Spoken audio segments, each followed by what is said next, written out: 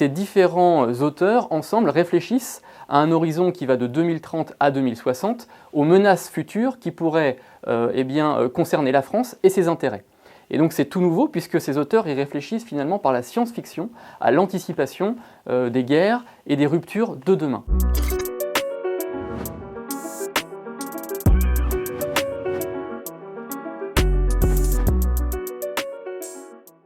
La plupart des travaux de l'ARETIM, évidemment, sont confidentiels, mais on a de la chance puisque la ministre des Armées a décidé d'en rendre certains publics. Et donc on a pu en voir sur la saison 0, la saison test, où notre équipe Red Team avait réfléchi aux pirates du futur et où elle avait imaginé les guerres qui pourraient se dérouler sur les océans, non pas avec des bateaux classiques tels qu'on le voit aujourd'hui, mais où on avait des populations apatrides qui avaient refusé un puissage généralisé du fait du réchauffement climatique et qui se retrouvaient finalement à devoir créer des polders sur l'eau et qui dérivaient comme ça au-delà des côtes.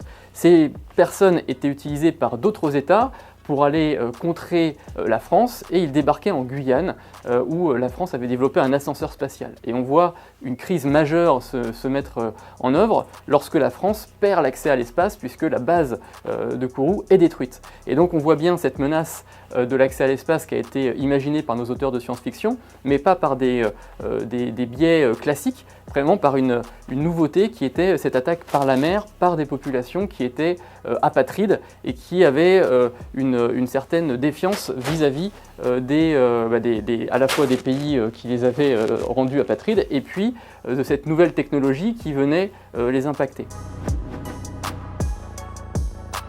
Les armes hypervéloces, c'est des armes qui vont à plus de 5 fois la vitesse du son, Mach 5. Et donc ces armes, évidemment, sont un défi en termes à la fois de détection, mais également de protection de nos différentes infrastructures, de nos navires, de nos aéroports, de nos villes, contre ce type de menaces. Et là, l'ARETIM a imaginé contre ces missiles hypervéloces des hyper-forteresses avec des hyper-boucliers. Et donc on voit un petit peu la dichotomie entre les deux, et on obtient quelque chose qui tient plus de la forteresse du Moyen-Âge avec une totale, un blocage tactique. C'est-à-dire que les gens ne peuvent plus bouger, ils sont bloqués par cette hypervélocité et donc ils ont poussé cette réflexion très loin. Et ça nous questionne pourquoi? Ça nous questionne sur l'énergie, la capacité de réactivité, nos moyens de calcul de demain, nos moyens numériques de détection.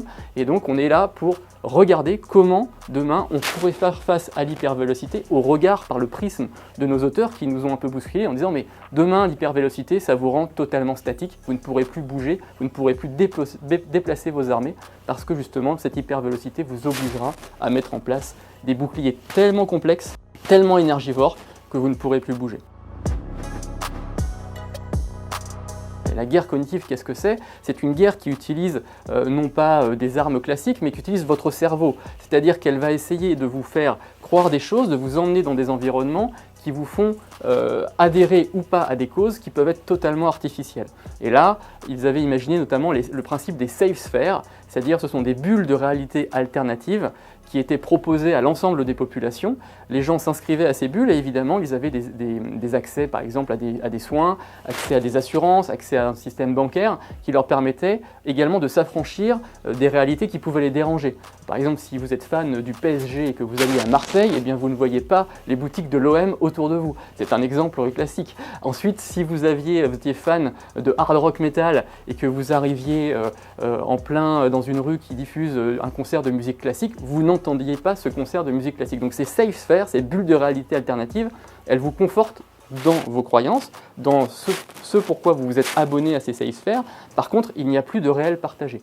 Et donc la problématique était qu'en cas de crise, et c'est ce qui se passe dans ce scénario, il y a une inondation plus une attaque biologique, qui en plus s'avère être un deepfake, vous m'avez perdu, et donc derrière, qu'est-ce que l'on a? Eh bien, on a une crise majeure puisque les armées, quand elles interviennent, elles doivent faire revenir à la réalité l'ensemble des citoyens qui doivent être évacués.